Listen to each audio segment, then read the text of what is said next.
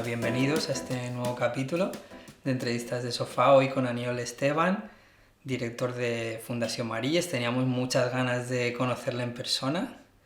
Sabemos que es un gran amante del mar, bueno, de lo que hay fuera y dentro del mar, gran conocedor y amante. Y bueno, y algún amigo en común nos ha dicho que, bueno, que entre elegir entre meterse a hacer el snorkel y otra cosa, se tira al agua. Cierto. Y bueno, y nada, bienvenido, Aniol. Muchísimas gracias. Y bueno, lo primero de todo, ¿por qué crees que te hemos invitado? Yo sospecho que me habéis invitado porque os gusta hablar del mar y porque igual tenéis un poco de curiosidad sobre la labor que hago en la Fundación Marillas y todo lo que ha venido antes. ¿Y cómo describes tu labor en Fundación Marillas? Pues nos dedicamos a proteger el mar Balear, pero no solo a protegerlo, sino a mejorarlo. Baleares, dentro del Mediterráneo, aún tiene un mar, esto puede sorprender, pero aún tiene un mar que está bastante bien conservado si lo comparamos con otras zonas del Mediterráneo. Y hay algunos científicos que dicen que el fondo del mar Balear, o sea, lo que está bajo las aguas de las Islas Baleares, es como estaba la península ibérica hace 100 años. Es decir, aunque Baleares ha recibido mucha caña y se ha degradado mucho, sigue teniendo aún unos cuantos tesoros bajo sus aguas. ¿Qué pasa? Que este tesoro ha perdido brillo. Ha perdido brillo. Y lo que hacemos desde la Fundación Marillas es ayudar a recuperar ese brillo, a ayudar a llenar el mar Balear de vida, con peces, con crustáceos, con corales, con todo el color y la belleza que debería existir en estas aguas, porque especies como por ejemplo el bellmarí, la foca monje, que hace 7 décadas nadaba en nuestras aguas, otras especies alucinantes como el pez guitarra, que es una especie de tiburón con forma de rombo, que vivía en aguas en zonas de aguas poco profundas, pues el pez guitarra desapareció hace tan solo 2 décadas. O el angelote, un tiburón achatado maravilloso que también es de aguas poco profundas, muy presente en las Islas Canarias, pues hasta hace pocos años lo teníamos en estas aguas. Lo que queremos en la Fundación Marillas es crear una orquesta colectiva para ayudar a mejorar el estado de nuestras aguas, llenarlas de vida y demostrar que un mar bien conservado es una buena inversión y es bueno para todos, no solo para los ecologistas que toda la vida lo han pedido, sino para toda la ciudadanía de estas islas, sector privado y cualquier persona, sea amante del mar o no, más aún en un contexto. Tú lo vives, yo veo que tú lo vives. Hombre, yo sí. ¿Cuándo empezó tu interés por el medio ambiente, Bueno, por pues el mar? yo era el típico chaval que cuando en EGB tocaba el tema de los animales, porque íbamos por temas, ¿no? El cuerpo humano, los animales, pues cada año que llegaba el tema de los animales, pues para mí era un momento fantástico, porque siempre podía levantar la mano y siempre podía responder a las preguntas. Yo desde muy chiquitín recuerdo tener una pasión por los animales. Esperaba que fueran los jueves para comprarme las fichas del Safari Club, que eran como 16 fichas que venían dobladas, que las rompías y las ibas archivando. Bueno, pues yo tengo toda la colección del Safari Club. Luego tenía una colección de libros que se llamaba Vida íntima de los animales, que eran como unos libros blancos con ilustraciones y que tenía una pequeña sección que decía: ¿sabías que el cachalote, pues a mucha profundidad, tiene grandes luchas con calamares gigantes? Y me acuerdo que alguna vez había venido el pediatra a casa y yo le soltaba allí toda la lista de, pues esto es un ñu, esto con pocos años, ¿no? O sea que siempre he tenido como una conexión con el mundo animal desde muy joven. Bueno, luego eres biólogo, pero también eres economista. ¿Cómo encajas esas dos? Es interesante, ¿no? Esta conexión. Sí, y yo desde muy pequeño sabía que quería dedicarme a estudiar o a trabajar con el mundo animal. Y siempre, tanto en EGB como en el instituto, me acuerdo que cuando me preguntaba algún maestro o maestra, pues les decía: no, yo quiero ser biólogo. Y a veces les sorprendía, porque ser biólogo en muchos casos, sobre todo en aquella época, era sinónimo de irse al paro directamente, ¿no? Nunca ha sido, en aquella época no era una carrera valorada, pero yo ahora a posteriori pienso, qué suerte de que tú lo tenías tan claro, porque, bueno, tenía muy claro que yo quería ser biólogo. Empiezas con una idealización de la profesión de que pues trabajarás con tiburones y ballenas, pero a la práctica sabes que nadie lo va a hacer esto. Supongo que esto pasa en todas las profesiones. Yo vengo de una familia de arquitectos y sé que en el mundo de la arquitectura, pues los estudiantes de arquitectura se imaginan que van a hacer grandes obras y diseños, pero la realidad es muy distinta, ¿no? Igual acaban haciendo reformas o interiorismo o fotografía, otras cosas, ¿no? Pero bueno, yo pude hacer biología, ya vi que esto de los tiburones y las ballenas no iba a ser una realidad, pero al cabo de unos años dije, a ver, si queremos proteger el medio natural, si queremos proteger el mar, si queremos proteger la costa, yo tengo unas preferencias personales, que a mí me apasiona todo esto, pero no puedo esperar que todo el mundo también lo viva con esta intensidad. Entonces dije, aquí hay un motor del mundo, que es la economía. Y si podemos argumentar de forma económica por qué proteger el medio ambiente es bueno para todos, entonces en la economía está la clave.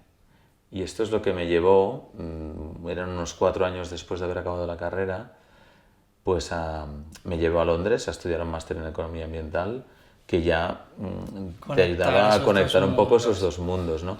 Y la economía ambiental es un concepto que la gente a veces confunde, porque más de una vez me he encontrado a alguien que me ha dicho, eres economista ambiental, te dedicas a hacer dinero, a ganar dinero a base de explotar el medio ambiente. Digo, no, todo lo contrario. Todo lo contrario.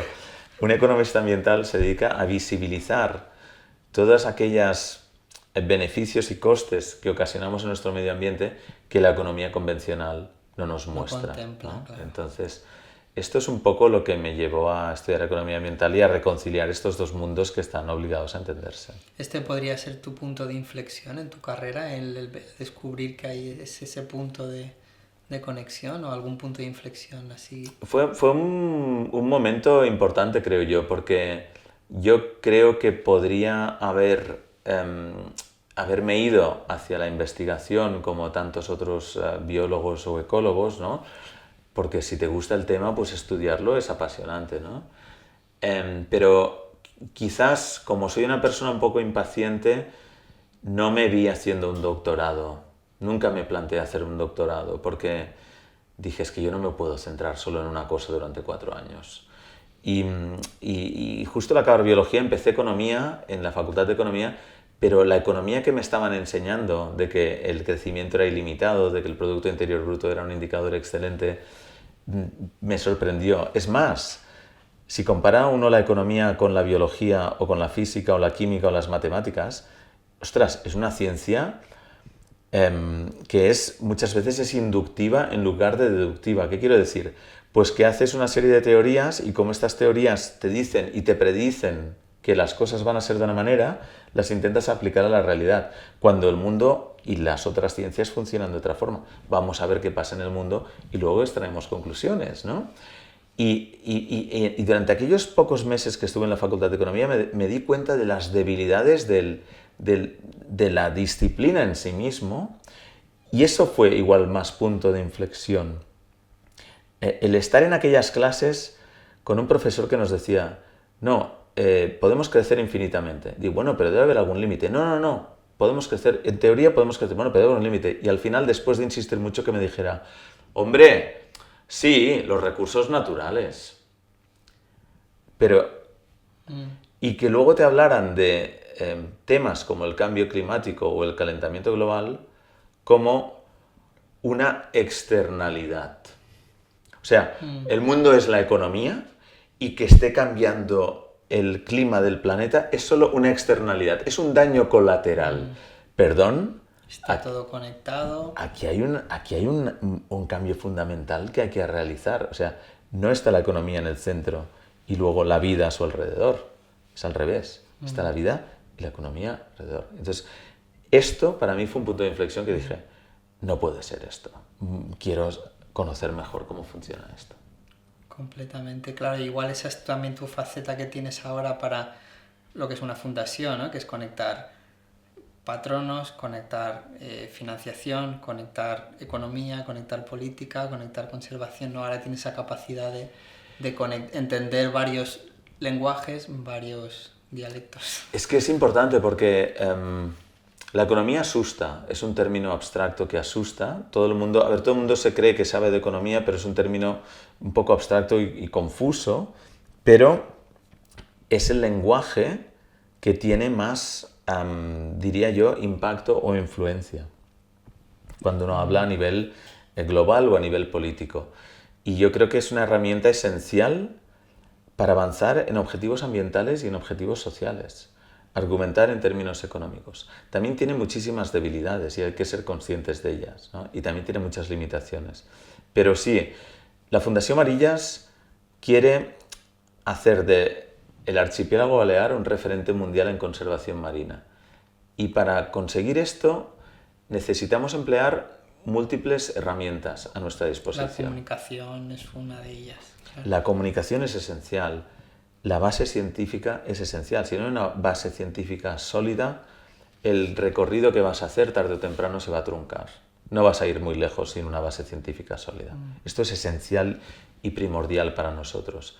Pero luego hemos de saber hablar más allá de nuestra parroquia, de aquellos que ya, y aquella ciudadanía que ya comparte contigo tus objetivos, y saber llegar al grueso de la sociedad que igual el tema del medio ambiente o de los pececitos pues no le llega tanto, y hacerles ver que conservar el mar probablemente sea el mejor seguro que podemos comprar ahora mismo en un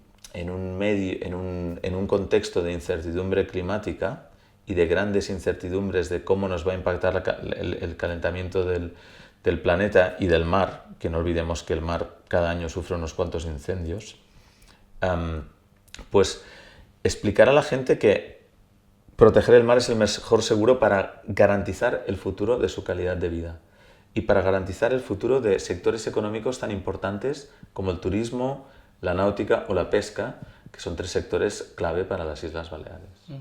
Totalmente, sí, eso es como que parece que es un hobby, una moda, pero en cambio es un pilar, ¿no? Un pilar de nuestra sociedad. Hablando de pilares, si todo empezáramos de cero, ¿sobre qué pilares crees que organizarías tú una sociedad, ¿no? Una sociedad, un mundo mejor, ¿no? De alguna manera. Un futuro más sostenible. Esta es muy buena pregunta. A ver, un pilar esencial yo creo que es la información veraz. O sea, vivimos ahora mismo en un mundo de información tóxica. Y yo creo que si tuviéramos una forma de garantizar o de definir y diferenciar muy bien lo que es información veraz de lo que es información basura, lo que tiene una base de lo que no tiene una base, esto nos ahorraría muchísimos problemas, porque los bulos, los cambios que se hacen a una verdad para hacerla parecer menos verdad, las leyendas que se construyen, todo esto hace un daño terrible. Entonces, una sería la información veraz. Yo creo que otro pilar creo que sería el que te decía antes de visibilizar todos los costes y beneficios del sistema económico actual. O sea, ¿por qué si tú o yo o cualquier persona se va al supermercado puede comprar café y le cuesta 2 euros, o café y le cuesta 3 euros, el ecológico le cuesta 3 euros y el otro le cuesta 2 euros? ¿Por qué el producto ecológico es más caro que el producto convencional? Pues porque el producto convencional no está integrando en el precio la contaminación del agua, la contaminación del aire y la destrucción de la naturaleza. Y el producto ecológico, sí, pero ¿tiene sentido que sea más barato el que genera más costes para la sociedad? Aunque no te salga a ti más barato, aunque no te salga más caro a ti como consumidor, ¿tiene sentido? No. O sea, yo construiría un principio de que el precio refleje el coste real de las cosas. Porque hasta que no tengamos esto, no vamos a poder corregir las cosas. O sea, seguimos funcionando en un mundo de gasolina y de petróleo porque no se han factorizado el coste real del cambio climático en estas energías sucias. Y luego nos es muy difícil cambiar porque es que si la señal del precio no está donde debe ir, ¿por qué? Porque el sistema de pensiones, de nuestras pensiones, depende de que las empresas grandes, que en gran parte están invertidas en energía sucia, funcionen bien. Entonces, si construyéramos un mundo de cero para arriba, donde los precios reflejaran los costes reales, yo creo que tendríamos un mundo totalmente diferente. Y la gente recibiendo las señales correctas y las empresas recibiendo las señales correctas para hacer las cosas bien. Totalmente. Vale, cambio de tercio completamente. Nosotros nos interesa mucho la creatividad como agencia creativa y siempre preguntamos a los invitados cómo aplican la creatividad en su ámbito, en el ámbito tuyo, en el de la fundación o a la hora de pensar, plantear. Yo creo que, aunque no son términos similares, la creatividad o la imaginación es clave. Sin creatividad, sin imaginación, sin ideas, nos va a ser muy difícil conseguir nuestros objetivos. Entonces, yo lo que veo en el sector de la conservación es que ha habido una evolución, ha habido una cierta creatividad dentro del sector. Hay campañas que son súper creativas, que son una maravilla, que son las que consiguen captar la atención del mundo y de las personas, pero muchas veces veo que es un sector en el que es más fácil no salirte de tu zona de confort y rodearte de personas que piensan y piensan como tú, en lugar de decir, ¿cómo me voy a hablar yo con este otro sector, sea un pescador, o sea un club náutico, o sea una empresa privada o una empresa hotelera, que igual tradicionalmente no han estado tan cerca del sector de la conservación, ahora cada vez más, ¿eh? Pero yo creo que hay que romper esta zona de confort, hay que salir de ahí, y esto requiere hacer un esfuerzo, pero ¿es creativo esto? Bueno, es innovar, Sí, es innovar. porque sales del status quo, sales de tu echo chamber, ¿no? De escucharte a ti mismo con gente que piensa como tú y te rebota los mensajes. Esto pasa mucho en las redes sociales, ¿no? Sí. Entonces, nosotros en la Fundación Marilla somos muy conscientes de esto y una de las cosas que hemos conseguido ha sido crear y tejer relaciones muy constructivas con sectores que tradicionalmente igual una organización que trabaja para la conservación no trabajaría. En el primer año ya de nuestras actividades, uno de nuestros primeros partners, a quienes les dimos financiación, fue una cofradía de pescadores. Y esto chocó un poco. Dijeron, ostras, ¿por qué la Fundación Marillas, que trabaja para la conservación del mar, está dando una ayuda? Son parte de nuestro ecosistema, claro.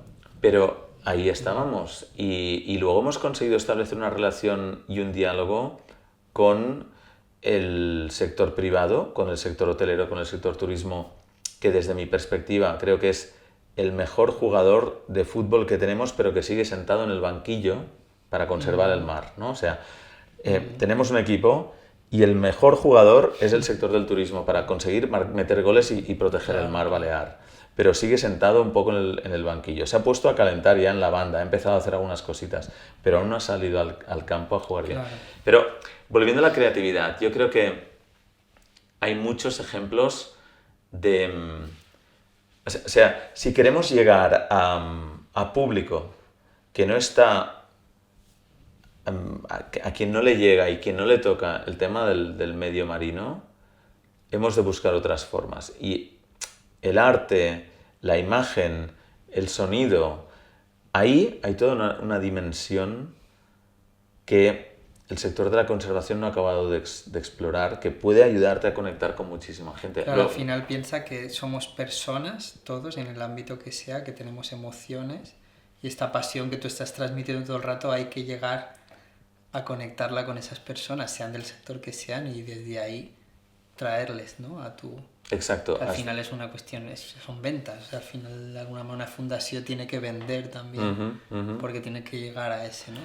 Sí, y a veces uno de los errores que cometemos es que el sector de la conservación o las organizaciones que trabajamos en conservación tenemos muy claro qué es lo que hay que hacer.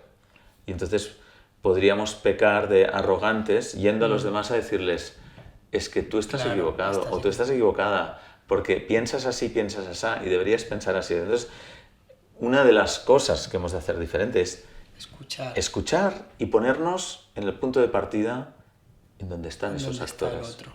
Ahí está, has dado la clave, muy interesante, ¿no? Cómo se conecta. Sí, no, yo creo que la creatividad efectivamente tiene, para esos retos del futuro, también para la conservación es clave, ¿no? Y el proyecto más creativo que tenemos probablemente sea el certamen de fotografía Mare, que básicamente lo que busca es inspirar a través de la imagen, pero no solo la imagen, sino del relato que los fotógrafos y las fotógrafas suben. Cuando suben sus fotos siempre envían un mensaje explicando el porqué de aquella imagen, qué es lo que le evoca, qué es lo que...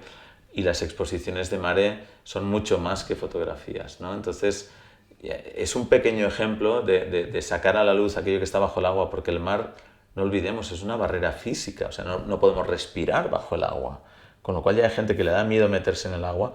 Imagínate respirar bajo el agua o aguantarse la respiración. Entonces, hemos de conseguir, bueno, si la gente no va al mar, vamos a llevar el mar a las personas y vamos a ofrecer exposiciones con miles de fotos que la gente pueda disfrutar. Qué bien. ¿Qué le dirías a la Aniol adolescente si ahora que tienes todo este recorrido, es tan potente la fundación, este trabajo hecho, este caminito? Ostras, ¿no? Esta es una pregunta que nunca me he hecho. Y el Aniol adolescente es uno de hace, pues pongamos 15 años, pues yo estoy a 15, no, 35 años, perdona, 35. Cuando yo tendría 15, estoy a punto de 50, pues 35. Por supuesto le diría que se comprara un piso, porque tal como está el tema ahora, esto hubiera sido una buena jugada. A ver, estoy contento y satisfecho de cómo han ido las cosas, con lo cual el Aniol adolescente parecía que tenía las cosas ya bastante claras en algunos ámbitos, pero igual sí que le diría que no tenga tanta prisa, que no sea tan impaciente, que a veces yendo un poco más lento, no se llega necesariamente más lejos, pero puedes conseguir un cambio más sólido. Y me doy cuenta igual de que en mi vida he corrido mucho. Y acabé en esto y quería hacer... Además yo soy de diciembre, de los pequeños de la clase. Y quería empecé biología con 17 años. Y quería acabarla en 4 años y luego ponerme a hacer otra cosa. Y pam. Y ahora tengo 3 hijos y 2 son adolescentes y otro preadolescente. Y el mayor está a punto de acabar bachillerato y se va a tomar un año antes de empezar la universidad. Y digo, ole, qué bien. Ya me gustaría a mí haberlo hecho, que es algo que en la cultura británica está mucho más instaurado, pero en la española no tanto. Pero en Reino Unido, y es un país que conozco bien porque he vivido en él 15 años, pues a la gente cuando acaba la carrera, antes de empezar la universidad, cuando acaba bachillerato, una gran mayoría se toma un año. Y trabajan, igual se van de voluntarios, no hace falta que tengas mucho dinero para hacerlo, puedes encontrar opciones. Y ese año te da mucho, y luego puedes empezar la universidad o saber un poco mejor qué es lo que quieres.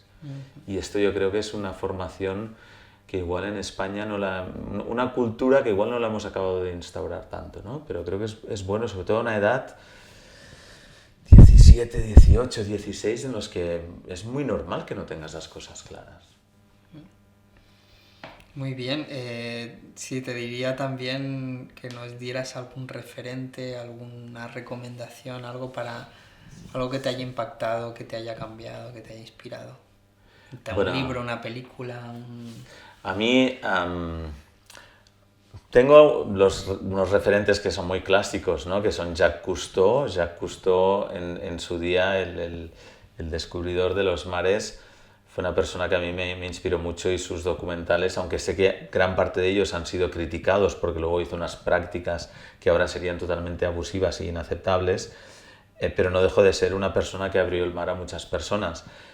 Pero más allá de Jacques Cousteau, igual el que me llegó un poco más dentro fue Gerald Darrell. Gerald Darrell, escritor de un libro, por ejemplo, conocido como Mi familia y otros animales, donde hablaba de su vida en la isla de Corfú. Hay una serie sobre los Darrell. Y la serie Los Darrell está buena. inspirada en ella y es una serie fantástica, ¿no? Pues Gerald Darrell yo lo leí y lo empecé a leer igual con 13 años o 12 años. Leí El Nuevo Noé, donde hablaba de cómo iba a cazar animales para el zoo de Jersey, en la isla de Jersey, que él construyó con su mujer, con Lee Darrell, un zoo dedicado a la conservación. Él iba a buscar animales en peligro de extinción para criarlos en el zoo y luego hacer programas de conservación.